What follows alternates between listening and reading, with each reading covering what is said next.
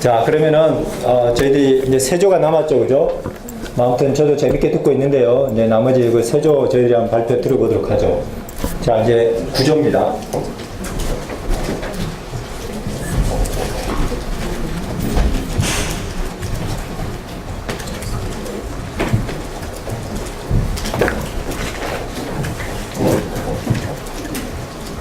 안녕하세요. 구조 발표를 맡은 김형래라고 합니다. 저희 발표를 시작하기에 앞서가지고 여러분들께 뭔가 하나 질문을 한번 해보고 싶은데요. 저희가 한 학기 동안 창의성 수업을 많이 해봤잖아요. 네. 근데 이제 여러분들이 교단에 딱 서셔가지고 오늘은 주제는 창의성입니다. 창의성 수업을 한번 진행해 볼 겁니다 하면은 과연 완벽하게 잘 하실 수 있는 분? 저 말고요.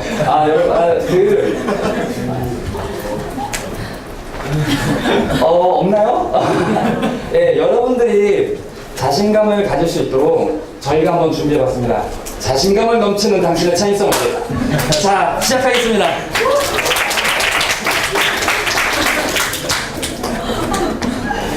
저희 발표는 이런 방식으로 진행될 예정이고, 자, 먼저 일단 창의성이 뭔지 한번 생각을 해봐야 되기 때문에 창의성부터 말씀을 드리고, 저희는 수학을 나중에 창의성을 진행해야 되잖아요. 그러니까 수학적 창의성이 뭔지 한번 보여주고, 그리고 그 수업을 실제로 어떻게 하는지 구성 한번 보여드리고, 그리고 예시 가고 결론 가도록 하겠습니다.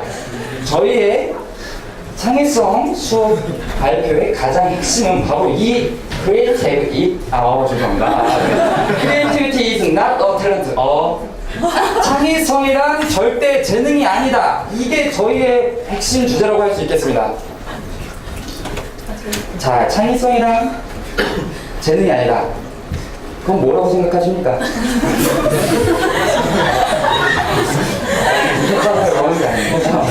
자, 이제 창의성이라는 걸 한번 생각을 해볼 건데요. 자, 창의성 참 많이 들어온 그거 단어인데, 혹시 웅진 싱크비라고 아십니까? 웅진 싱크비? 저 웅진 싱크비 보시면 거기선 창의력이란 단어가 나와요. 근데 창의력과 창의성 어쩌면 좀 연관이 있는 것 같은데 조금 다른 것 같기도 하죠. 일단 한번 생각을 해보겠습니다. 창의성이란 무엇인가? 창의력이란 무엇인가? 일단 창의력 먼저 가겠습니다. 창의력, 새로운 것을 생각해내는 능력, 그럼 또는 힘. 새로운 것을 제가 할 수 있게 만드는 그런 힘입니다. 힘력자. 네. 그러면 창의성이란 무엇이냐? 새로운 것을 생각해내는 성향, 즉 어떤 것에 새로운 것을 창출해내고 싶은 자신의 마음가짐, 이런 걸 뜻한다고 할 수 있겠습니다. 그러면 저희는 아까 제가 말했던 것과 다른 그 핵심 키워드가 뭐라고 했죠? 창의성이란 핵심, 죄송합니다. 네. 창의성이란 재능이 아니다. 자, 이 위에 거 능력은 조금 재능에 왔다 갔다 한다고 볼 수가 있죠. 근데 성향은 아니다 이겁니다. 그러니까 저희는 어떻게 해야 된다고? 바로 이겁니다. 창의력은 향상시키기 어렵지만 창의성은 키울 수 있다. 이 문장에 입각을 해서 저희는 창의력보다는 창의성을 증진시키기 위해서 수업을 한번 구성해 봤습니다. 그러면 이제 아까 제가 말씀드렸던 수학적 창의성이란 무엇이냐? 자, 아까 창의성에서 계속 얘기를 해봤는데 결국 관련된 건 수학 아닙니까? 수학. 그러니까 수학에 대해서 조금 생각을 해보면 새로운 것을 창출해내는 것이 창의성이라고 했는데, 수학적 개념에 대해서 다양한 접근을 하고 다양하게 생각을 해서 그런 것을 만들어내갈 수 있는 성향이라고 생각한 게 수학적 창의성이라고 생각을 해봤습니다. 이해가 되시나요? 자, 이제 그림을 보여주시겠습니다. 네. 자, 얘가 개념입니다. 내가 가고 싶은 개념, 날고 싶어요. 마리오가 뛰어다니죠. 뭔가 방법을 어떻게든 가서 갈 수만 있으면 되는데, 물론 이렇게 한 번에 갈 수도 있지만 뭔가를 넘어서 갈 수도 있다는 겁니다. 다양한 방법으로 접근을 하고 있지 않나요? 네. 그렇지, 그겁니다. 그러니까 수학적 창의성이란 이렇게 개념에 대해서 다양한 접근을 할 수 있도록 한 게 그렇게 만드는 성향, 뭐 이렇게 말씀을 드릴 수가 있겠습니다. 자, 이해 안 되시나요? 자, 네, 감사합니다. 그럼 다음으로 넘어가겠습니다. 그러니까 이런 창의성을 증진시키기 위해서 저희가 많은 노력을 해보지 않았습니까? 한 학기 동안. 근데 그러면 창의성을 지금 저희가 하고 있는 게 과연 무엇이냐, 이것도 한번 생각을 해볼 필요가 있겠죠. 그죠? 그러면 생각의 틀입니다. 이게 사람이 여기 있고 물음표가 있는데 저는 이 생각을 하고 싶은데 뭔가가 지금 가로막고 있죠. 여기저기 자충우돌하면서 생각을 해보고 싶은데 그게 잘 안 된다 이겁니다. 이게 수업을 실제로 진행할 때 어떤 게 가장 이럴 것 같다고 생각하십니까? 만약에 제가 학교 교당에 딱 섰습니다. 근데 여러분들에게 위상 시간이라고 한번 가정을 해보죠. 위상 시간. 저기 나옵니다. 네, 위상 시간은 일단 기호를 먼저 이렇게 탁 제공을 해줍니다. 뭔 소리인지 아십니까, 사실? 모르죠? 기호를 먼저 이렇게 제공을 해주고 거기에서 개념을 끼워 맞춰가지고 여러분들에게 생각을 강요합니다. 그거를 과연 할 수가 있나요, 여러분들이? 쉽지 않죠? 어려운 얘기입니다. 그러니까 저희는 이런 기호 따위는 버려버리고 실제 수업에 여러분들이 이런 표정 짓지 않도록 새롭게 도전을 할 수 있도록 수업 구성을 한번 해보겠습니다. 자, 수학적 창의성에 근거한 수업 구성. 마중물 끼얹기. 자, 마중물이 뭔지 아십니까? 마중물이란 옛날 우리가, 여러분들은 실제로 저도 물론이지만 써본 적이 없지만 펌프를 한번 사용했다고 가정을 해볼게요. 펌프라는 게 이렇게 툭툭 하면 물이 나오는 거잖아요. 근데 펌프를 오랫동안 안 돌리게 되면은 얘가 이것만 해도 죽었다 깨어도 물이 안 나온답니다. 그래서 먼저 이 압력을 넣어주기 위해서 약간의 물을 넣어줘야 할 필요성이 있는데 비고치키의 발판과 같은 개념이라고 설명을 드릴 수가 있겠습니다. 그러니까 효과적인 목표 달성을 위해서 먼저 잠깐의 도움을 준다. 네, 이렇게 얘기할 수가 있겠습니다. 이게 마중물 끼얹기고, 두 번째, 그런 마중물을 끼워준 다음에 학생들로 하여금 주변 현상을 탐구하고 그걸 자신만의 표현으로 바꿔서 스스로 이 표현을 알아낼 수 있도록 하게 하는 겁니다. 자, 세 번째, 그러면 이제 다 애들끼리 이제 서로 자신만의 생각이 있잖아요. 그럼 이제 이걸 한꺼번에 생각을 나눠봅니다. 나는 이래서 이걸 이렇게 생각했어. 너는 저래서 저렇게 생각을 했구나. unbelievable. 자, 이게 생각을 나눕니다. 그럼 네 번째, 표현하기. 그럼 이러한 관계, 그 많고 많은 생각들 중에서 가장 괜찮다고 생각하는 거, 가장 합리적이라고 생각되는 그 기호를 딱 표현을 해주는 겁니다. 선생님한테 제안을 하는 겁니다. 나는 이렇게 생각했다. 너는 어떻게 생각을 하느냐라고 이제 선생님께 말씀을 드려봅니다. 그러면 교사께서 이제 그거를 한번 생각을 해보고, 실제로 예전에는 이런 식으로 진행을 했었는데 이러해서 이런 기호가 나왔고, 이렇기 때문에 너희들은 어떤 상황에 이런 기호를 사용해야 한다라고 제안을 해주면 그게 교사의 정리라고 할 수 있겠습니다. 올바른 길로 나중에 조정을 좀 해주는 거죠.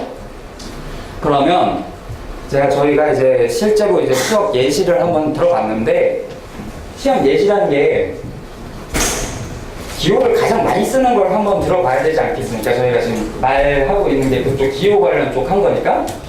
그러면 여러분들이 딱 중학교 처음 올라갔을 때 초등학교에서 뭐부터 배우는지 혹시 아는 사람 계십니까?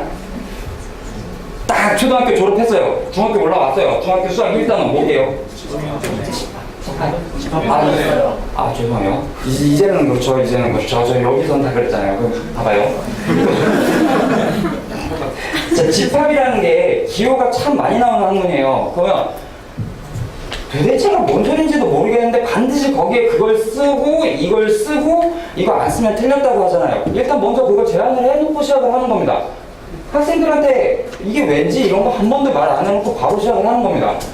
마찬가지로 명제도 똑같은 거예요. 명제도 P면 Q이다. 이거를 이용을 해서 증명을 해나가는 건데,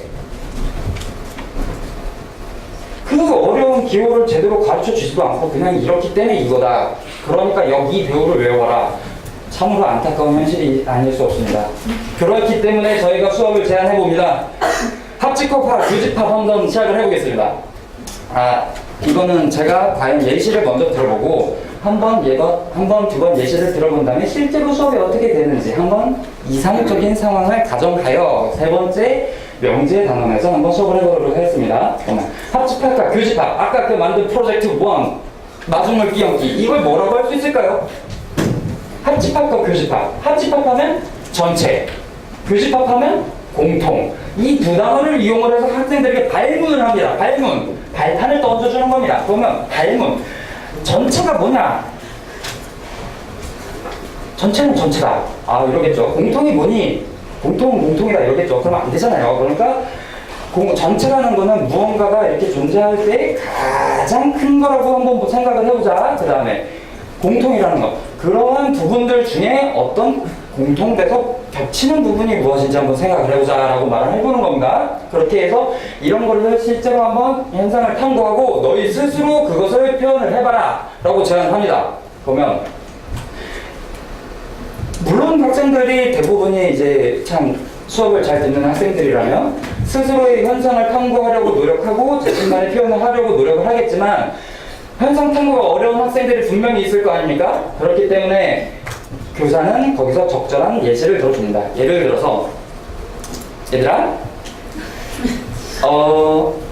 언니 자매 있는 사람 해갖고 이제 여자들 같은 경우를 한번 예를 들어볼게요. 여기 여자반입니다 지금. 그럼 여자반 언니 자매 있는 사람 그러면 이제 put your hands up 합니다. 그러면 거기서 혹시 옷장에 옷을 서로 같이 쓰는 애들이 있니? 라고 한번 물어볼게요. 있나요? 그렇죠. 예, 있어요. 제가 알기로는 전 외동이지만 분명히 있을 거라고 생각이 됩니다. 그러면 자 얘들아 너 옷이 있고 언니 옷이 있어. 근데 같이 입는 옷도 있네? 그러면 언니 옷이랑 너 옷을 다 합치면 옷장에 있는 옷이 되잖아. 그러니까 이게 전체. 그리고 그 중에서 같이 입는 옷이 있잖아. 그러니까 이게 공통. 이해가 되니? 이런 현상을 한번 찾아볼래? 라고 하는 겁니다. 그게 현상 탐구 및 자신만의 표현입니다. 그걸 자신만의 표현으로 나눈 다음에 학생들과 서로 생각을 나눠봅니다. 학생들과 생각을 나눠서 이게 나는 이래서 전체라고 생각을 했고 이게 이래서 공통이라고 생각을 했어 라고 말을 하는 겁니다. 그런 후에 거기서 어떤 표현이 가장 합리적이고 가장 일반적으로 쓸 수 있을까 이거를 말을 해보는 겁니다. 근데 이제 마지막으로 이제 교사가 이제 얘기를 들어봐야 되지 않습니까? 근데 학생들이 무언가를 만들어 와가지고 선생님한테 딱 제안을 했는데 이게 영 뜬금없는 거면은 저희가 이제 수업하는 사실 보람이 없잖아요. 애들한테 이제 그냥 다 알아서 해라 이거지 거의 사실상. 그러니까 마지막에 올바른 정의를 제시하고 틀어지지 않도록 방향을 잡아주는 행위가 반드시 필요하다고 생각합니다. 예를 들면은 합집합 같은 기호를 어떻게 쓰느냐. 자 봐. 이따만한 그릇이 있는데 여기다가 너네가 이렇게 뭔가를 넣어놨어. 이렇게 축축축축 뭔가 동그란 거 뭐 물건 같은 거를 넣어놨는데 이걸 한꺼번에 들고 가야 돼. 그러면 이렇게 보자기처럼 싸야지. 그러니까 이렇게 들어야 되지. 그럼 모양이 어떻게 되니 얘들아? 요렇게 생겼지. 그러니까 합집합 기호를 이렇게 쓰는 거야. 이렇게 하던가 아니면 교집합을 얘들아 인형 뽑기 한번 생각을 해보자. 내 인형을 뽑을 건데 전체 이렇게 많아. 근데 그 중에서 이건 뭔가 이제 포인트를 집어서 이렇게 푹 골라야 되잖아. 그치 얘들아? 그러니까 이 포인트를 이렇게 골라야 되니까 나는 이 손가락을 봐봐. 이렇게 생겼잖아. 그러니까 교집합은 이렇게 할 거야. 이런 식으로 일단 정의를 한번 반드시 내려줘야 하는 필요성이 있다고 생각합니다. 그러면 이 다음 공집합은 과연 무엇인가? 공집합. 여러분 공집합 하면은 떠오르는 게 뭐죠? 그렇죠. 없어. 세상에 없는 거야. 내 지갑처럼 비어있는 거. 하나도 없어. 이런 식으로 비어있는 게 바로 공집합인 겁니다. 그러니까 마중물 끼얹기. 이번에는 발문 대신에 상황 예시를 들어주는 겁니다. 얘들아 없어. 내 지갑처럼 없어. 하지만 지갑이랑 껍데기는 남았네. 집합은 집합이야. 근데 없는 거야. 이해가 되니? 이런 식으로 마중물을 끼워주는 겁니다. 지금 두 번째, 현상 탐구. 약간 예시를 처음에 들어준 현상 탐구니까 제가 이번엔 예시를 들어주면 안 되겠죠. 그러니까 이번에 애들이 한번 스스로의 현상을 탐구해가지고 노력을 해보는 겁니다. 그럼 세 번째, 마찬가지로 이거 생각 나누기, 네 번째 표현하기는 약간 비슷한 커리큘럼으로 간다고 진행이 될 수 있겠고요. 그 다음 교사의 정리. 반드시 또 제가 이제 그거를 잡아줘야 되는데, 과연 이번에는 그 기호를 어떻게 표현할지 제가 한번 생각을 해봤습니다. 자, 그릇이 있어요. 집합이라는 기호입니다. 집합이라는 게 어떤 주머니 하나 속에 들어있는 물건이라고 생각을 해볼게요. 그러면 이렇게 그릇이 있어요. 그릇 아닌 것 같나요? 그릇이에요. 근데 그릇인데 아무것도 없어요. 여러분은 아무것도 없다라는 걸 표현할 때 숫자로 뭘로 표현하죠? 0. 빵을 씁니다. 빵. 자, 빵을 쓰는데 여기 지금 그릇이 남아있어요. 그릇이 남아있으니까 얘랑은 다르죠? 0은 아무것도 없던데 여기는 뭔가 있네요. 그러니까 난 여기다 짝대기를 그릴 거예요. 짝대기. 달라요. 이해가 되시나요? 이런 식으로 이제 학생들에게 실제로 표현한 거기 때문에, 학생들이 실제로 생각하고 현상을 탐구했던 것이기 때문에 이런 식으로 표현하는 것이 효과적이라고 생각합니다. 그러면 고등학교 명제단원에 대해서 한번 생각을 해볼게요. 자, 필요조건과 충분조건이 있습니다. 필요조건과 충분조건. 필요조건 똑같습니다. 제가 마중물을 끼워줄 거예요. 뭐 많은 조건이 있잖아요. 뭐 예를 들면은 뭘로 할까? 제가 이제 예를 들면 미인은 장꾸러기다 이런 식으로 넘어갈 수도 있는 거고, 미인은 장꾸러기다. 그러면 얘들아 미인은 장꾸러기다. 이런 상황 한번 현상을 탐구해볼까? 예, 형들은 장꾸러기다. 네. 생각 나누기 같은 것도 이제 한번 해보고, 표현하기 이런 것도 서로 해보고, 그 다음에 교사로 이제 한 번씩 이렇게 정리를 해줄 수도 있는 겁니다. 시간 관계상 더 이상의 수업 스팅링 예시는 그만두도록 하겠습니다. 그러면 이제 저희가 생각했던 수업의 장점과 단점을 한번 고려를 해볼 건데요. 장점이란, 저희는 수학 개념을 이런 퍼즐 맞추기의 완성이라고 생각을 했습니다.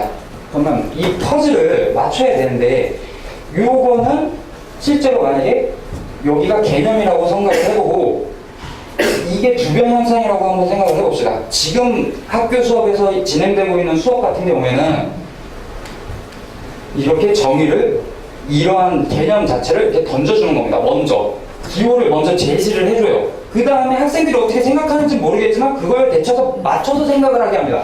그러니까 내가 이거를 아까 그 그림처럼 끼워 맞추든지 아니면 내 멋대로 이렇게 일자로 만들든지 이건 상관 안 하겠다 이겁니다. 안 하면 틀렸다 하고, 만드는 건 학생들 자유롭게 만들라고 하는 겁니다. 그러니까 애들이 얼마나 혼란을 느끼겠습니까? 그러니까 일단 먼저 이런 주변 현상을 먼저 제시를 했을 경우에 가운데 끼어 들어갈 그림은 자명하지 않습니까? 아니면 약간 자명하지 않더라도 그에 맞춰서 제가 변형도 시킬 수 있고, 이해가 되십니까? 그렇기 때문에 저희 수업이 장점이 있다고 생각을 합니다. 그러나 단점이 물론 있어요. 물론 뭐냐면, 아까 제가 마중물을 끼워줘야 되는데 마중물을 잘 던져줘야 되는 필요성이 있는 겁니다. 얼마나 불안불안해요 사실 마중물이라는 게. 그러면 또한 학생들이 이걸 표현을 해보려고 했는데 이걸 과연 몇 명이나 제대로 표현할 수 있느냐, 이것도 얼마든지 생각해 볼 수 있는 단점이고, 세 번째, 자, 말랑말랑한 통통 튀는 탱탱볼 같은 친구들이 많아요. 학생들 실제로 수업에 가보면. 그렇기 때문에 과도한 창의성이 표출될 수 있습니다. 제가 이렇게 말을 해도 이거 아니에요, 이거보다 더 좋은 표현이 있어요. 위험합니다 이거. 제가 거기 넘어가는 친구들에게는 창의성 상을 줘야 될지 모르지만 쉽지 않아요. 저희 수업을 제대로 진행할 때에는 이게 맞춰가는 게 상당히 어렵습니다. 그래서 이렇게 단점을 저희들이 한번 골라볼 수 있었고요. 자, 이제 결론입니다. 결론. 이거는 제가 창의성이 과연 무엇인가 한번 고찰하면서 내려낸 시조입니다. 제가 창의력을 한번 열심히 생각을 해봤는데, 물론 4원짜리 뭐 이런 거 하나도 안 맞습니다. 그냥 4줄짜리 맞춘 겁니다. 근데 결론인데, 실제로 저희가 창의성을 수업에 적용을 해서 증진시키기란 상당히 어렵다고 생각을 합니다. 그렇지 않습니까? 여러분이 한 학기 동안 많이 배워왔지만 이걸 가서 실제로 적용할 수 있느냐? 어렵습니다. 그래서 저희는 현실적인 거를 탐구해서 이렇게 수업을 하면 좋겠다라는 생각으로 수업 구성을 보여드린 거고, 실제로 이렇게 수업을 했을 경우에는 아이들에게 상당히 도움이 되는 수업이라고 저희는 자신할 수 있습니다. 그렇기 때문에 자신감 넘치는 당신의 창의성을 위해 수업은 제 발표는 여기까지 하도록 하겠습니다. 감사합니다.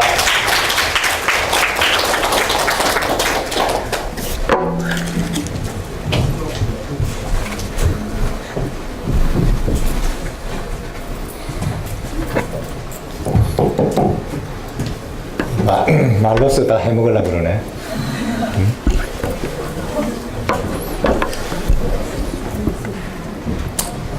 뭐 재미는 있었는데 내용이 좀 빈약한 것 같아요. 그건 아시죠? 수학교육학적인 측면에서 내용이 좀 빈약합니다. 제가 보기에는. 자, 그 다음에 이제 마지막으로 그 10조하고 11조, 10조가 됐어요. 네, 10조 나와서 발표해 주십시오.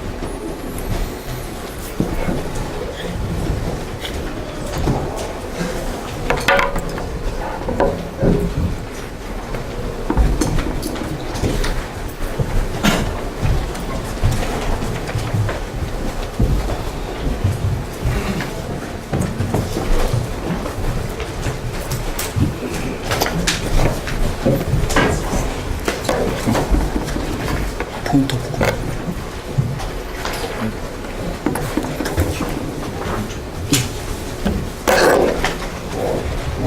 안녕하세요. 저희는 이제 수학적 창의성과 응용력에 대해서 발표를 맡게 된 10조고요. 저는 교육학과 공구학번 이한세라고 합니다. 이제 저희 목차는 다음과 같은데요. 이제 수학적 창의성에 대해서 생각을 해보고, 다음으로 저희는 이제 모동 활동을 주로 다루게 될 텐데요. 모동 활동에 대해 설명을 하고, 다음으로 이제 구체적 예시를 통해서 모동 활동을 어떻게 활용할 수 있는지를 한 뒤에 결론을 발표하도록 하겠습니다. 우선 이제 수학적 창의성의 요소에 대해서 이제 말씀을 드릴 건데요. 저희가 이제 수업을 하면서 계속 수학적 창의성에 대해서 많이 이야기를 했었어요. 그 토론 시간에도 얘기를 했었고, 그런데 하나의 결론이 나오지는 않았어요, 항상. 그리고 이런 창의성이라는 걸 찾아봤을 때도 여러 가지 정의가 있고, 그래서 저희도 이제 창의성에 대해서 생각을 해봤는데, 일단 먼저 이걸 설명하기 앞서서 저희가 생각을 한 게 좀 그 논문 같은 걸 찾아보면서 왔는데, 이제 아까 잠깐 그 좌뇌 우뇌 얘기가 나왔었잖아요. 근데 저희가 찾은 자료에서는 이제 대부분 이제 수학적 창의성은 좌뇌하고 연관이 있다라는 얘기가 많이 나왔었고요. 그리고 다음으로 이제 수학적 창의성이라는 게 대상에 따라 좀 다르다라는 얘기가 있는데, 무슨 말이냐면 수학자의 수학적 창의성이 다르고 학생이 배워야 되는 수학적 창의성이 다르다라는 점이에요. 그러니까 저희가 이제 찾은 거는 이제 그러니까 학생들한테 요구되는 수학적 창의성인데요. 보시면 이제 하나의 개념에 대해 여러 가지 관점으로 접근을 하고, 기존의 지식을 바탕으로 새로운 지식을 창출하고, 학생 자신의 이제 지식을 종합적으로 생각하는 능력 등을 통해서 이제 다양한 수학적 상황을 해결하고 이제 일상생활에 적용을 하는 건데요. 이런 게 이제 저희가 앞에서 이제 제목에서 말씀드렸던 그 창의성과 응용력이라고 했었잖아요. 근데 여기서 보면 이제 스스로 뭐 해결하고 어떤 일상생활 속에서 적용을 한다는 게 저희는 이제 응용력하고 굉장히 유사하다라는 점에서 제목을 이제 창의성과 그 응용력으로 하게 되었습니다. 다음으로 이제 저희가 모동 활동을 위주로 발표를 한다고 했는데, 이제 모동 활동이라는 게 어찌 보면 좀 되게 기존에 나와 있던 방법이고 실제로 많이 쓰이는 방법이기도 해요. 근데 그렇다면 과연 이 수학적 창의성과 모동 활동에 어떤 연관이 있는가를 생각을 해봐야 되는데, 일단 첫 번째로 저희가 아까 말씀드렸던 게 하나의 개념에 대한 다양한 접근이라는 얘기를 했어요. 근데 하나에 대한 다양한 접근을 하려면 개인 혼자서 생각을 하는 것도 괜찮겠지만, 그러니까 A라는 학생이 있고 B라는 학생이 있으면 A라는 학생이 어떤 개념에 대한 접근 방법이 다를 수 있고 B라는 학생이 접근 방법이 다를 수가 있어요. 그렇기 때문에 서로가 토의하는 과정에서, 그러니까 서로가 모동활동을 하는 과정에서 A의 의견도 알게 되고 B라는 의견도 알게 돼서 하나의 개념에 대한 여러 가지 접근이 가능하다라고 생각을 하게 되었고, 그래서 다양한 의견 교류를 통해서 창의성을 기를 수 있다고 생각을 하게 되었습니다. 다음으로 이제 저 효율성이라는 말이 좀 약간 좀 여기서 PPT로는 잘 설명이 안 되는데요. 이제 말로 좀 설명을 드리자면, 그러니까 아까 저희가 창의성과 응용력이 굉장히 비슷한 부분이 있다라고 했었잖아요. 근데 그렇다면 이제 응용력이라는 거는 이제 기본 개념 같은 게 있어야지 이제 그걸 응용을 하는 게 가능해요. 근데 학생마다 이제 수준차가 있을 수 있고, 근데 그걸 이제 교사가 혼자서 모든 걸 다 파악하는 건 약간 불가능에 가까워요. 좀 비효율적이고. 그러니까 학생 30명인데 그거를 교사가 심지어 한 반도 아니고 한 교사가 여러 반을 들어가는데, 물론 이제 뭐 반 학생 수가 엄청 뭐 5명 이렇게 줄면은 뭐 모르겠지만 현재 그런 상황도 아니고 해서 차이가 있는데 조원끼리 이제 얘기를 하면서 서로가 모르는 이제 개념에 대해서 서로가 공유를 하고 그렇게 하면은 좀 더 효율적으로 개념에 대한 얘기가 가능할 거라고 생각을 했고요. 다음으로 이제 저희가 아까 말씀드렸던 것 중에 그 자기가 직접 한다는 그런 부분이 있었어요. 그런 측면에서 이제 학생들이 참여율이 증진하게 되고, 그러니까 실제로 토론학습 같은 걸 하다 보면은 이제 뭔가 평소에는 잘 안 하던 학생들도 이제 뭔가 얘기를 하니까 그걸 뭐 들으면서 얘기를 하는 경우가 좀 많았어요, 제가 봤을 때. 그리고 그러다 보니까 이제 학습 참여율 증진이라는 요소를 생각하게 되었습니다. 다음으로 이제 모든 활동이 잘 이루어지게 위해서는 어떤 게 필요한가에 대해서 말씀을 드릴 건데요. 일단 두 가지에 대해서 생각을 하게 되는데, 먼저 첫 번째로 조 편성이라는 거를 생각하겠어요. 이제 조의 적절한 편성을 통해 각 조의 활동을 활성화할 수 있다. 그러니까 예를 들어서 학생들도 다 성향이 다 달라요. 소극적인 학생이 있을 거고, 뭔가 나서는 학생이 있을 거고, 뭐 정리를 좋아하는 학생이 있을 거고, 뭔가 되게 뛰어난데 말로 정리가 안 되는 학생도 있을 거고. 근데 이거를 이제, 그리고 약간 리더적인 그런 경향의 학생도 있을 거예요.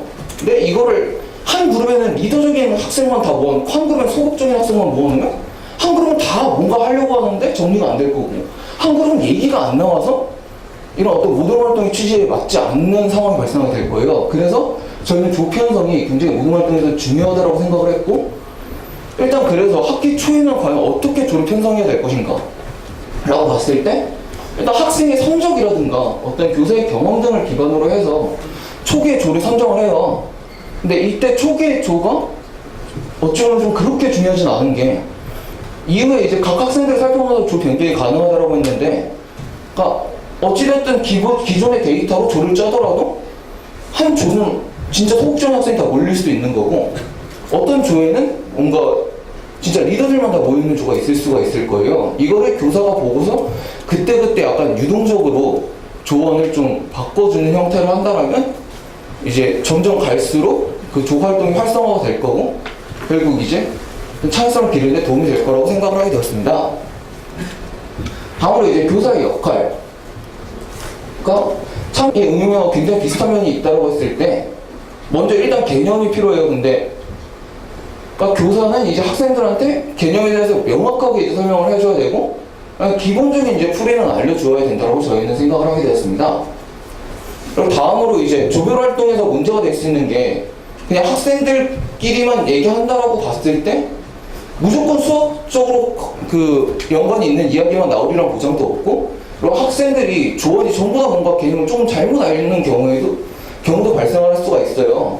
그래서 이제 교사가 학생들이 수학적 이야기를 하고 올바른 개념에 대해서 이야기할 때는 그 조에 개입을 하지 않으나, 이제 뭔가 다른 이야기를 하거나, 그 다음에 이제 개념에 오류가 있을 때는 교사가 이제 개입을 해서 뭐 개념의 오류를 잡아주던가 수학적인 이야기를 할 수 있도록 분위기를 만들어주는 역할이 중요하다고 생각을 하겠습니다. 다음으로 이제 학생들 활동이 잘 이루어지지 않을 때 적절한 발판 마련이라고 했는데요. 뭔가 딱 얘기를 하는데 학생들이 뭔가 막혀있다가 딱 하나의 개념을 얘기해주면 확 트이는 그런 경우가 발생을 할 수가 있어요. 그럴 때 이제 적절한 발판을 줘야 된다는 건데, 여기서 좀 주의해야 될 점이, 이 발판이 학생들의 창의성을 막으면 안 되는 게, 발판이 너무 지나치게 좀 자세하게 주어져서 그냥 아예 고정화가 되어버릴 수도 있다는 문제점이 있어요. 이 부분에 대해서도 약간 좀 교사의 영향이 필요하다고 생각을 했고, 그 다음에 이에 따른 조별 인센티브 제공. 그러니까 학생들한테 그냥 토론만 해라. 그렇게 해놓고서 뭐 피드백도 없고, 그리고 뭐 이거에 대한 대가도 없으면 학생들이 과연 이거에 대한 어떤 동기부여가 안 될 거라고 생각을 했어요. 물론 호기심으로 뭐 그렇게 동기부여가 된다라고 할 수도 있겠지만 모든 학생이 그렇진 않을 거고, 그래서 저희는 이제 어떤 인센티브를 제공해야 된다고 했는데 저희가 이제 직접 교단에 서서 뭔가를 하고 이런 게 아니다 보니까 인센티브를 어떻게 줘야 되는지 생각을 못 해보았고 이건 약간 좀 그래도 그 학교마다 특성에 따라서 인센티브는 교사가 역시 유동적으로 정할 수 있다고 생각을 하게 되었습니다.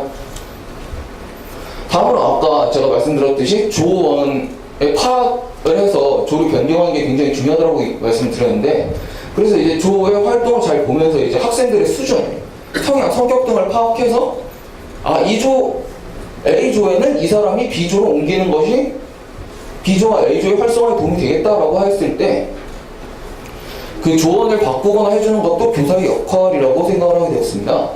마지막으로 이제 모든 활동의 구체적 사례인데요. 이제 저희는 이제 과연 모든 활동이 창의성에 어떤 방식으로 도움이 되냐를 사례를 봤을 때 이제 토론을 통한 개념의 이해, 다음으로 문제와 풀이 분석, 문제 제기 능력 향상 이렇게 세 가지로 잡았고요. 이제 구체적인 예시는 다음 발표자께서 발표해 주시겠습니다.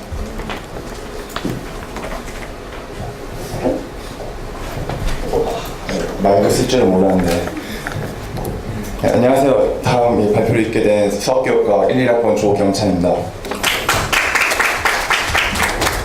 지금 이제부터 아까 그 모든 활동에 대해서 아까 발표를 했는데 이제 그의 구체적 사례들을 발표할 건데요.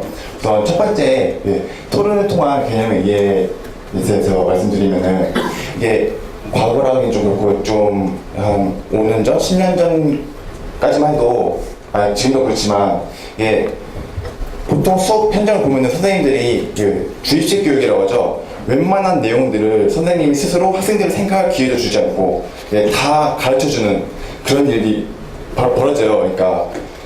그러니까 학생이 생각할 기회조차 주지 않는다는 거예요. 그래서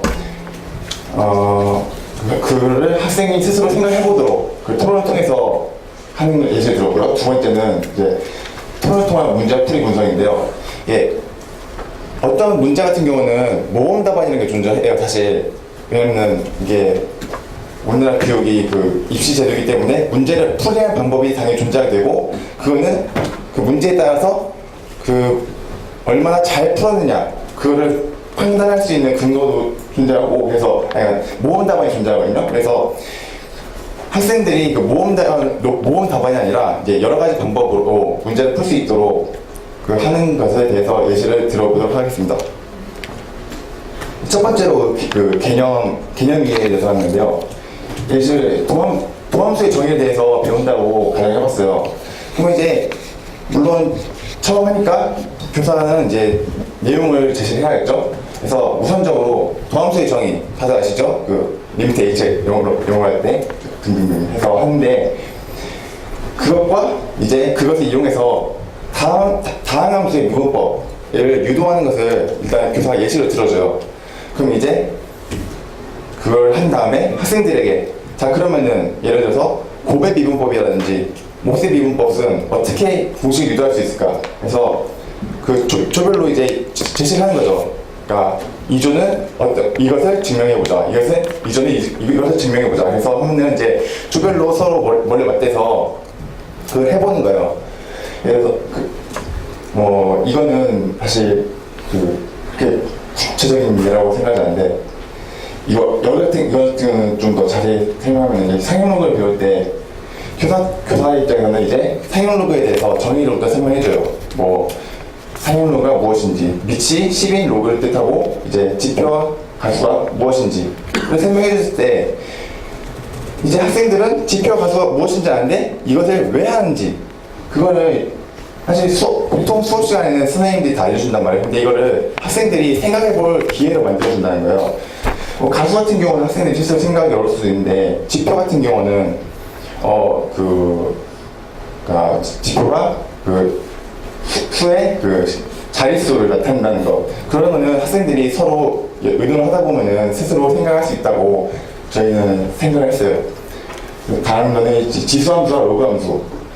이제 우리들이 지수함수와 로그함수를 그러니까 저희 배울 때 같은 경우는 이제 이것에 배우고 이 함수들이랑 성질을 있잖아요. 예를 들어서 기본적인 함수 그러니까 기본적인 지수함수 같은 경우는 0,1을 지난다.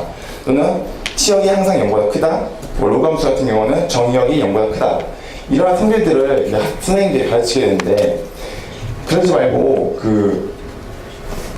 이제 그 기본 그래프를 주어주고 학생들에게 이제 성질들이 어떤 것들이 있을까 한번 직접 찾아보자, 이렇게 한번 제시를 해보는 거죠. 그러면은 조별로 이제 이 그래프는 이런 것 같다, 이 그래프는 이런 것 같다. 예를 들어서 지수함수 같은 경우는 점근선이 y는요 이런 그러니까 딱 눈에 봤을 때 떠오르는 성질들 있잖아요. 그런 거를 하나하나 학생들이 직접 찾아보게 하는 거예요. 그래서 학생들이 직접 찾아보면 물론 그 중에서 틀린 그 개념이 존재할 수도 있지만, 이것은 나중에 선생님이 수정해주면 되는 일이고, 이 학생들이 직접 이게 성질을 찾아본다는 것이 나중에 이것을 활용하는 데 있어서 좀 더 도움이 될 거라고 생각했습니다. 그리고 이제 두 번째 토론을 통한 문제를 풀이고서 다양한 문제풀이를 하는 걸 예시가 될 건데요. 지금 앞에 슬라이드에 있는 문제를 보시면 이게 저희가 교과서에서 찾은 어떻게 보면 간단한 문제거든요. 점과 직선 사이의 관계 단원에서 나온 문제인데, 지금 저 두 직선이 참고로 말씀드리면 보시면 알겠지만 평행한 직선이에요. 이때 하나 질문을 드리겠는데, 오신여 선배님, 선배님 같은 경우는 이 문제를 보면은 어떻게 푸실 것 같아요? 일단 두 직선 위에 한 점 잡아가지고요. 일단 그 점에서 다른 직선으로 점과 직선 사이에 거리를 수 있을 것 같습니다. 네, 아마 여기 계신 대부분이 그런 방법으로 풀 거라고 생각을 해요. 왜냐면은 학교에서 그렇게 풀라고 배웠거든요. 그리고 모범 답안이라고 써있는 거 보면은 대부분 그런 식으로 나와 있고, 그래서 각 문제마다 아까도 말씀드렸지만 모범 답안이 존재한단 말이에요. 그래서 학생들은 그 모범 답안을 맞춰서 문제를 풀라고만 시도를 하는 경향이 있어요. 그래서 이거를 어떻게 하면은 학생들이 다양한 사고를 통해서 문제 풀이 방법을 생각하게 될까 생각해봤는데, 딱 한 가지 조건만 제시하는 거예요. 그 방법을 쓰지 말라. 네, 그러니까 이 문제 같은 경우는 한 점을 찍어서 그 점과 직선 사이의 거리를 구하는 공식을 쓰지 말고 이 문제를 풀어보아라. 그렇게 한번 조별로 제시하는 거예요. 그래서 가장 많은, 그러니까 다양한 풀이를 만들수록 그 조에게 점수라든지 그러니까 인센티브 같은 걸 주어주는 거죠. 그래서 저희들이 한번 직접 해봤어요. 그 방법을 쓰지 말고 어떤 방법들이 있을까 해서 해봤는데, 첫 번째로 풀이가 잘 보일 것 같지는 않은데요. 직접 해본 거거든요. 그래서 수직인 한 직선 그어서 두 교점을 구했어요. 교점 사이에 점과 점 사이의 거리를 구하는 거고, 또 다른 한 가지는 좌표 표면에 직선을 올려서 실제로 수치를 구해서 거리를 좌표 표면에 올려서 각 삼각형의 닮음을 이용해서 비례를 통해서 길이를 구하는 것도 있고요. 다른 방법으로는 이제 이게 기울기가 3분의 4인 걸 이용해서 직각 3대4대5 직각 삼각형을 이용해서 푸는 비례를 이용해서 푸는 방법, 또는 이제 이 같은 경우는 어떻게 보면 가장 무식하게 푸는데요. 두 직선 사이에 이미점 2개 잡아서 그 점 사이의 거리를 구해서 그것은 최소값을 구했어요. 그 최소값이 직선 사이의 거리이기 때문에 그런 방법을 통해서 이렇게 생각보다 한 가지 방법만 제안하면은 학생들이 여러 가지 방법으로 문제를 풀 수가 있어요. 그래서 이것이 왜 도움이 되냐면은 여러 가지 풀이가 나오면은 나중에 학생이 좀 고난이도라고 해야 하나 생각을 많이 하게 되는 문제를 하면은 이제 우리가 흔히 푸는 방법으로는 못 푸는 문제들이 나와요. 근데 이런 식으로 간단한 문제도 여러 가지 풀이를 적용하다 보면은 한 가지 문제에 대해서 여러 가지 다양한 해결 방법을 통해 좀 더 추론 능력을 향상시킬 수 있다는 거죠. 그리고 이거는 좀 별외로 모든 활동에 스팀, 저희가 서울시내 병원 스팀을 활용하는 걸 해봤는데요. 지금 이거 스팀 활용은 못 찾는데요. 이거는 다음 슬라이드 보면서 천천히 하겠습니다. 피아노에서 우리가 건반을 도를 눌렀어요. 그러면은 그게 돌을 눌렀을 때 그것이 이러한 파동 그래프가 나타나겠죠. 그 소리니까. 그래서 이런 파동 그래프가 나타났을 때 그것을 그 사인 그래프와 좀 닮았다라고 가정 아니면 실제로 사인 그래프인지 모르겠는데 그래서 가정했어요. 그래서 이런 식으로 현상을 제시를 하는 거죠. 저번에 그 수업 시간에 돼지 코 보는 소리, 돼지였나 하여간 코 보는 소리로 이게 했던 거 스토리텔링에서 기억하시나요? 네, 그거랑 비슷한 건데요. 네, 그런 식으로 현상을 제시를 하는 거죠. 그래서 현상을 제시한 후에 이제 그 현상에 대해서 어떻게 변화를 준다고 해야 하나? 이제 학생들이 스스로 생각을 해보게 하는 거예요. 이제 그래프, 밑에 보면 그래프 한 뜻이 어떻게 변할까 했는데 구체적으로 아까 도를 누른다고 했는데 도가 아니라 소를 누르면은 그 그래프가 어떻게 변할까? 아니면 이제 도를 세게 누르면 그러면 그래프가 어떻게 변할까? 또는 이제 피아노 보면은 아래에 페달 있잖아요. 페달 중에 소리를 작게 해주는 게 있는데 그걸 누르면은 또 그래프가 어떻게 변할까? 이런 식으로 학생들이 스스로 의문을 제기하도록 이게 좀 부여를 하는 거예요. 그러니까 학생 스스로 궁금한 거 있죠. 뭐 예를 들어서 아니면 또 다른 것도 있겠죠. 이제 뭐 화음, 도미소 이런 거 동시에 누르면은 이게 어떻게 변할까? 아니면 이게 기본적으로 알고 있는 화음 중에서도 그러니까 화음이 아닌 불협화음 있죠. 그러니까 이상하게 눌렀을 때 진짜 듣기 싫은 소리 나는 거. 그렇게 눌렀을 때와 그 화음을 건반 눌렀을 때 그래프가 어떻게 과연 차이가 날까? 이런 거를 생각을 해보는 거예요. 그래서 이런 식으로 학생들이 스스로 생각해보게 한 다음에 교사는 이제 어느 정도 전문가 의견을 들어야겠죠. 그래서 전문가 의견도 포함해서 이제 학생들에게 대화를 해주고 이제 그것을 통해서 이제 모든 것들 스티밍 할 수 있는 그 효과가 그러니까 실생활에서 개념으로 이제 수학적 접근을 하는데 호기심으로 이제 다시 그 실생활 돌아오는 거예요. 시간이. 그래서 수학적 적용을 하는 건데, 그러니까 아까 여러 가지 경우에 대해서 어떻게 바뀔까 했잖아요. 근데 이 그래프가 사인 그래프에 비슷하다는 걸 예를 통해서 이제 그게 만약 사인 그래프라면 사인 함수, 그러니까 사인 함수, 삼각함수가 이제 어떻게 변할까 그런 걸 직접 이제 실험해 보는 거죠. 예전에 바흐가 화음에서 직접 수학적으로 공식을 구했대요. 한 옥타브, 그러니까 도에서 그 다음 도 올라가는데. 저는 수학적인 공식이 있다고 바흐가 직접 했다고 해요. 저는 잘 모르겠는데 실제로 이런 사례가 있대요. 그래서 이런 식으로 스팀을 이용해서 학생들이 실제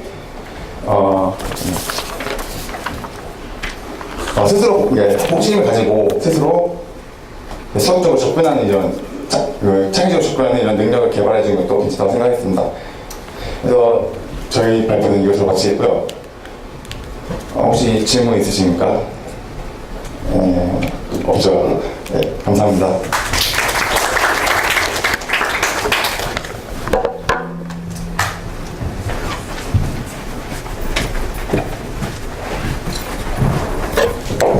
잘 들었습니다. 좀 더 내용이 아무튼 타이트했으면 좋았을 건데요. 시간 촉 오버하진 않았네요. 자, 마지막 이제 11조. 네, 나와서 발표해 주십시오.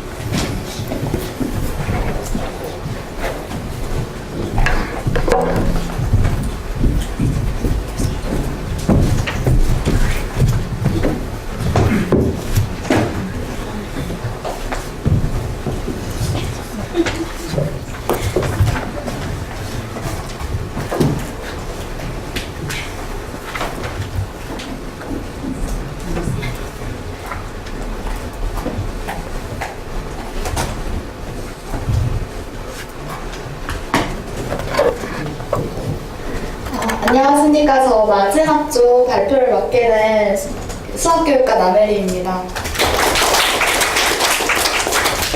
저희 한 학기 동안 창의 인성 수업 들으면서 스토리텔링에 대한 이야기를 가장 많이 들어볼 수 있을 거라고 생각이 돼요. 기존에 저희가 이렇게 배우거나 토론했었던 스토리텔링은 교사가 스토리를 텔링해주는 교사가 아이들에게 이야기를 해주는 또는 비디오 클립을 보여주는 식의 스토리텔링 수업이었다고 생각이 듭니다.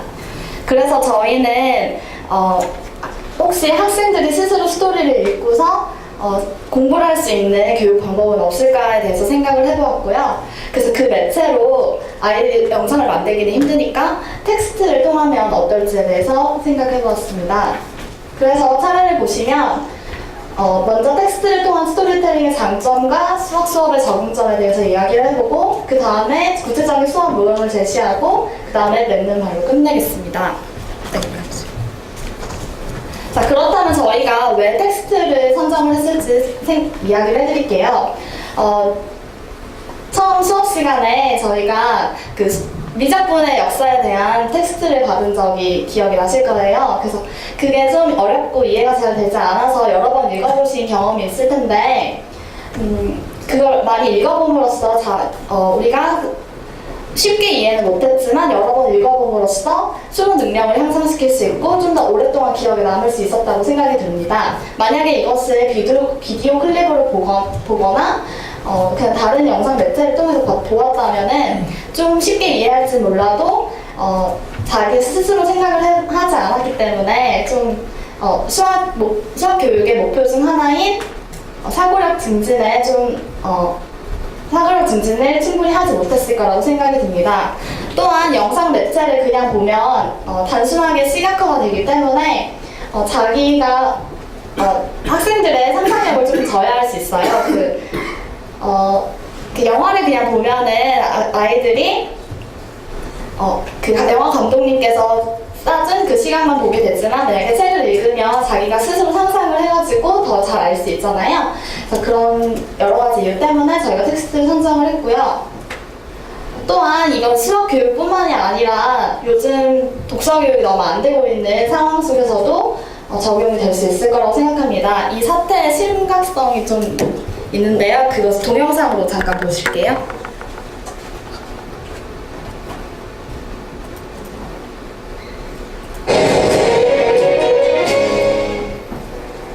올해는 독서여행입니다. 하지만 요즘 전반적인 사회 분위기는 우리로 하여금 책을 멀리하도록 하고 있는데요. 이 같은 현상은 대학가에서도 두드러지게 나타나고 있어 문제의 심각성을 더해주고 있습니다. 김단생 캠퍼스 기자가 취재했습니다.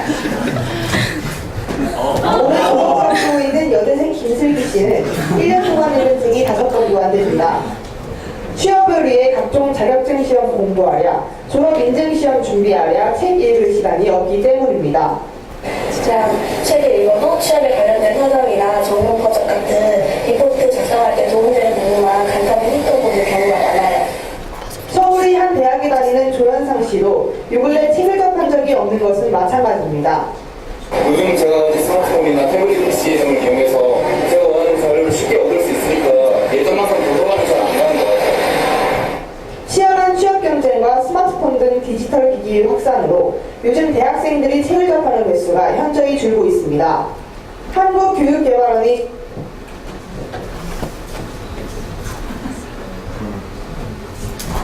네, 김단생 기자가 취재했던 내용이었고요. 이렇듯 이것은 비단 대학생들만의 문제가 아니라 청소년들에게도 적용되는 문제입니다. 그래서 내신 공부나 수능 공부만 하는 학생들에게 이렇게 좀 긴 텍스트를 제공을 해준다면은 독해력의 독서 습관을 길러줄 수 있고요. 또한 요즘 아무리 매체가 동영상도 많아지고 했지만 가장 많은 매체는 텍스트가 아닐까 생각이 듭니다. 그래서 이것을 스스로 해석을 할 수 있는 능력을 배양해야지 나중에 훗날 스스로 공부할 수 있는 능력까지 길러줄 수 있기 때문에 이것은 꼭 필요한 교육이라고 생각이 듭니다. 자, 그렇다면 이것을 어떻게 수학 수업에 적용할지에 대해서 생각을 해보겠습니다. 읽기 자료를 제공하는 것은 기존의 수업에서도 있었는데요. 다음을 보시면 중학교 3학년 교과서에서 발제를 했는데 읽기 자료가 겨우 5줄밖에 되지 않는 것을 보실 수 있어요. 이것을 읽어서 아이들에게 그 충분한 스토리를 제공하지 못했다고 생각이 듭니다. 그래서 저희는 교사가 추가로 진도를 나가서 한 차시를 통째로 할애하여서 독서와 함께 수학을 정말로 스토리를 읽어가면서 하는 수업을 구성을 해봤고요. 이것을 스텝 1으로 구성을 했습니다. 두 번째로는 통합적인 이해인데요. 수학 교육의 가장 큰 어려움 중 하나가 수학을 왜 공부하는지 몰랐던 것이라고 생각을 합니다. 그래서 저희는 스팀 교육에 맞춰서 사회과학과의 병교과적 학습으로 이쪽 분야에 랑 함께하여 스텝 2를 구성을 해보았고요. 마지막으로 세 번째 단계로 수학적 탐구 활동인데 문제를 인식하고 해결하는 탐구 활동 유도하는 학습으로 방학 숙제를 구성을 해보았고 이것을 스텝 3로 구성을 했습니다. 지금까지는 앞에 서론이었고요. 구체적으로 어떻게 수학 수업에 적용할 것인지 한 학기 전체를 감상해 보시겠습니다.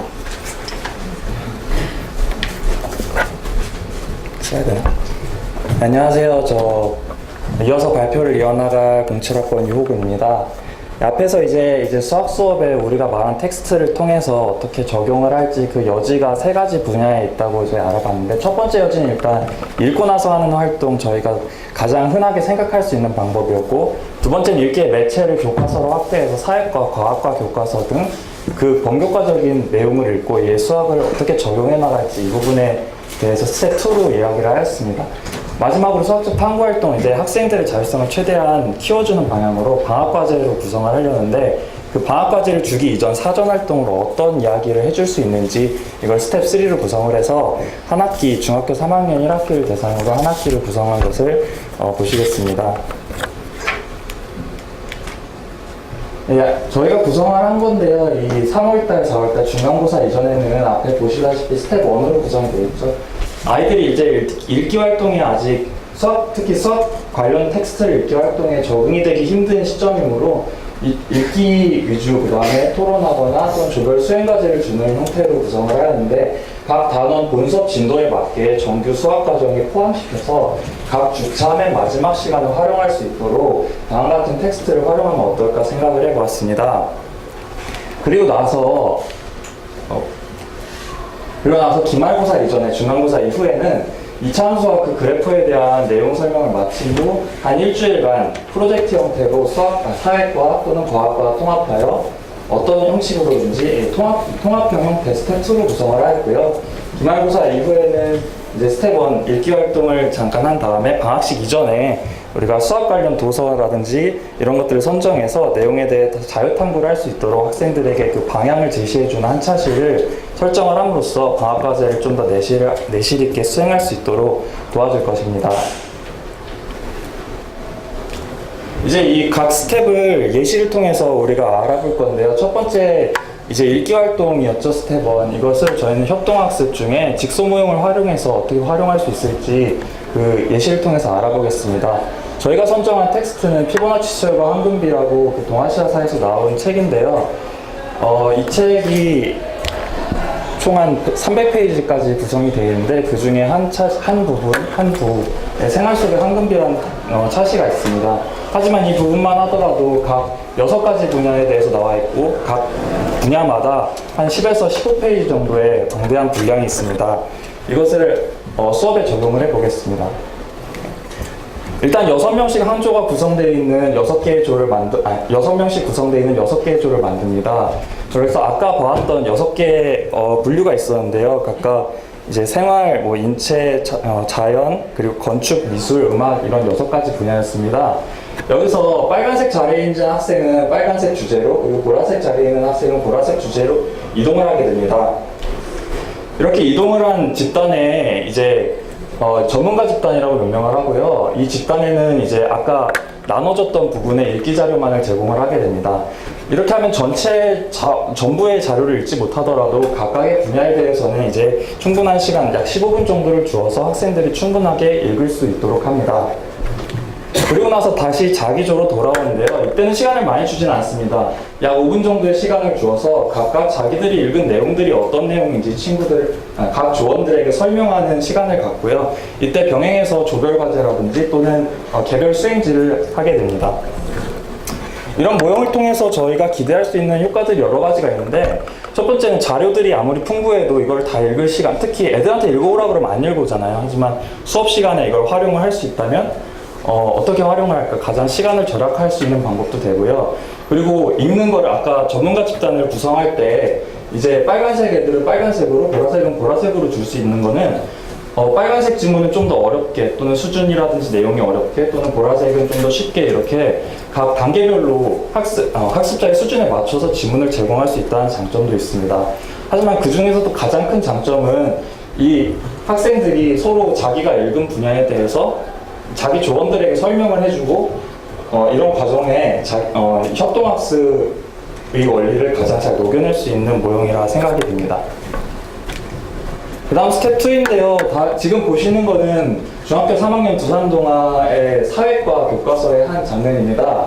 이 장면에 여기를 캡처한 이유는 일단 이 그래프 같은 경우가 이제 포함되어 있어서 이 부분을 일단 보고서 하는데요. 사회과 교과서에도 또는 과학과 교과서에도 이렇게 그래프 또는 수학적 자료, 물론 언어적으로 표현이 될 수도 있겠죠. 이런 부분들이 포함된 여지가 충분히 있습니다. 이 내용들을 각각 조별로 주제를 선정을 해서 저희가 방금 선정한 주제에도 이렇게 수학적으로 유의미한 부분들이 있습니다. 예를 들어 75년부터 90년도까지는 이렇게 가파른 증가를 보이고 있고요. 그리고 90년도에서 갑자기 증가를 멈추는 이런 변하는 점들을 확인할 수 있습니다. 이렇게 우리는 함수에서 수학적으로 유의미할까를 찾을 수 있는데, 예를 들어 y절편이라든지 기울기 또는 최대점, 최소점, 경향성, 이런 수학적으로 의미 있는 부분들을 찾을 수가 있는데, 이 찾는 것들을 이제 사후활동으로 각 교과 선생님들한테 이제 이 부분이 어떤 의미가 있었는지, 왜 이 부분에서 변하는 점이었는지, 왜 저 구간에서 가파르게 증가했는지를 각 교과별 리즈닝을 듣게 됩니다. 이렇게 함으로써 학생들은 수학에서 의미 있었던 부분이 정말로 사회적, 과학적 배경 지식에 어떤 것이 있었는지까지 알게 됩니다. 한 가지 더, 요거는 이런 식으로 증가폭을 확인할 수 있다는 것을 예시로 들었고요. 마지막 스텝 3입니다. 이 한 차시 정도의 이제 방향을 제시해주고 학생들에게 개별적으로 자기주도 탐구 활동을 할 수 있도록 제시를 하는 부분인데요. 일단 이런 여러 가지 수학 관련된 책을 일단 보여주고요. 학생들에게 자유롭게 읽고 자기들이 방학 동안 읽을 책을 고르게 합니다. 그리고 이것들을 이제 어떻게 방학 숙제를 해 나갈 것인지 그 방향을 제시를 해주는데, 방학 기간 중 어떤 식으로 점검을 하고 그 다음에 수학적 요소들을 끄집어내서 어떻게 정리를 해야 되고, 그리고 그걸 마인드맵 형식으로 정리를 시킬 건데 어떤 식으로 정리를 해야 될 건지 한 차시를 통해서 그 탐구 과정들을 이야기해 주게 됩니다. 우리 김단생하고 한 가지 책을 읽고 제가 시키는 대로 잘 해온 예인데요. 전부 다 마무리한 건 아니고 초안의 마인드맵입니다. 통계의 이야기라는 책을 읽고 그 책에 있는 과정에서 수학적으로 어떤 요소들이 있었는지 이것들을 마인드맵 형식으로 그려봤습니다. 이 부분에서 이제 색깔팩이나 포스트잇으로 포스트잇 붙여가면서 각 수학 개념들이 활용되는 것들, 그런 것들을 확인할 수 있을 것입니다. 저희가 갖고 있는 이 모형들의 당면 과제나 개선 방향에 대해서 이제 생각을 해보았는데, 텍스트는 굉장히 많습니다. 여러분 각 도서관에도 있고 그 비디오 클립이나 다른 자료들에 비해서 텍스트가 같은 그 분량은 상당합니다. 하지만 이 분량의 텍스트들이 학생들에게 맞는 형태로, 특히나 교육과정에 맞는 형태로 가공되어 있는 경우는 거의 없습니다. 이것들이 저희 교사들이 이제 앞으로 학생들에게 제공될 수 있는 적정한 분량, 적정한 난이도, 그리고 적절한 언어로 이제 구성을 해야 되는데, 이 마지막에 언어라는 말은 왜 나오냐면 이 수학 관련 교양들은 수학하는 사람들이 많이 쓰거든요. 근데 이 수학하는 사람들이 쓰는 문장들이 거의 대부분 비문이라든지 또는 맞춤법에 거의 맞지 않는다든지 이런 교양들이 많습니다. 최대값 이런 사회시험 같은 것도 불과 얼마 전에서야 개선이 되었죠. 그래서 교사 집단에서 이런 교재 연구가 필요하다는 걸 느끼고 있습니다. 그리고 사회과학 과목과 이제 통합을 이야기를 했는데, 그 부분에 대해서 이제 사회적, 과학적 리즈닝을 해주는 그런 교사의 타 교사와의 협력도 우리가 필요합니다. 그러기 위해서 현재 시행되고 있는 블록타임즈라든지 어떤 제도적 틀 안에서 우리가 맞출 수 있는 여지들을 실현해 나가야 할 것입니다. 하지만 우리가 갖고 있는 이런 읽기라는 건 학생이 그렇게 큰 흥미를 끌지는 못하는데요. 그 이유는 애들이 비디오도 그렇게 크게 흥미를 끌지 않는데, 읽으라고 하면은 그렇게 잘 읽진 않거든요. 약간 좀 더 매력있게 이 프로그램을 각색할 필요성은 느끼고 있습니다. 자, 우리가 읽기 수업이 이제 창의성과 어떻게 직결이 되는지를 다음 좀 징그럽지만 이렇게 여러 가지 요소들 중에 어떤 것이 포함되어 있는지를 확인해보는 저희 조원 간의 토론 시간을 가졌었는데요. 지금 여러 가지로 보시는 몰입으로부터 시작해서 호기심까지 돌아오는 이 여러 가지 요소들은 그 수학과 저희 포럼에 참석을 했었을 때 수학과 창의인성 교육을 위한 교수학습 개발 연구라는 그 연구 안에서 제시된 수학에서 창의성 발현 요소들입니다.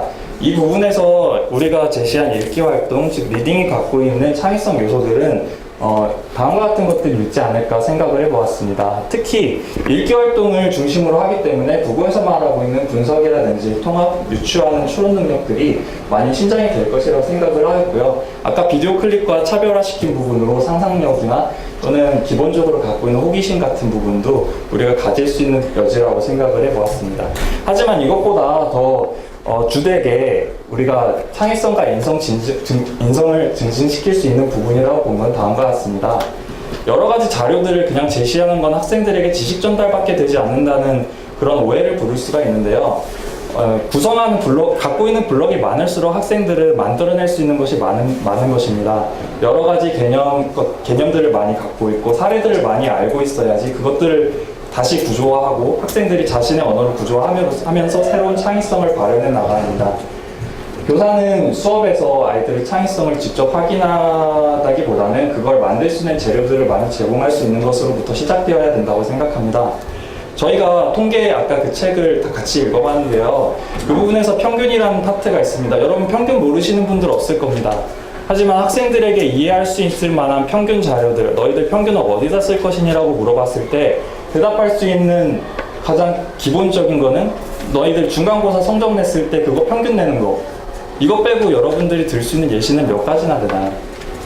읽기 자료라든지 다른 이런 텍스트들을 통해서 가지고 있는 사례들이 많아지면 많아질수록 그것들을 구성해 나가고 추상적인 수학을 이해해 나가는 상위 단계의 추상성을 갖고 있는 수학을 이해해 나가는 데는 적잖은 도움이 될 것입니다. 인성적인 부분은 그 연구에서도 말하고 있지만 수업 내용보다는 수업 방법, 저희가 제시한 아까 말한 협동학습이라든지 자기개발 학습을 통해서 다양한 수업 방법을 통해 학습 태도를 개선할 수 있을 것이라고 생각을 해보았습니다. 네, 저희가 참고한 건 교과서 위주로 참고를 해왔고요. 그리고 아까 연구라든지 방송 등을 참고하였습니다. 이상으로 저희 발표 마치겠습니다. 감사합니다.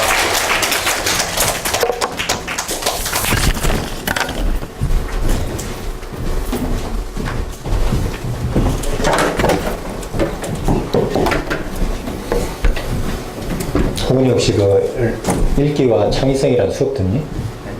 그 수업 들어? 뭐 누구 들어? 여기 클래스는 없어? 그래서 저쪽으로 준비했구나. 아무튼 뭐 리딩과 창의성은 또 뭐 하나의 중요한 파트고요. 그 뭐 관련된 내용들을 뭐 잘 정리해 주셨고요. 자, 그래서 여러분들이 아무튼 한 학기 동안 고생 많았고요. 뭐 저도 많이 배웠습니다. 여러분들 강의를 통해서 또 제가 생각하지 못했던 것들도 좀 생각해 볼 수 있었고요. 저도 다음 학기 또 다다음 학기 수업하면 활용하지 않을까 싶어요. 그래서 이제 저희가 여러분들한테 꼭 해주고 싶은 말은 뭐냐면요. 여러분들이 교사가 됐을 때 반드시 또 모든 그 프로세싱은 탑다운과 바로업이 같이 있어야 돼요. 그러니까 예를 들어서 제가 생각하는 창의성과 인성이라는 거는 좀 플렉서블하고 좀 수정이 가능해야 돼.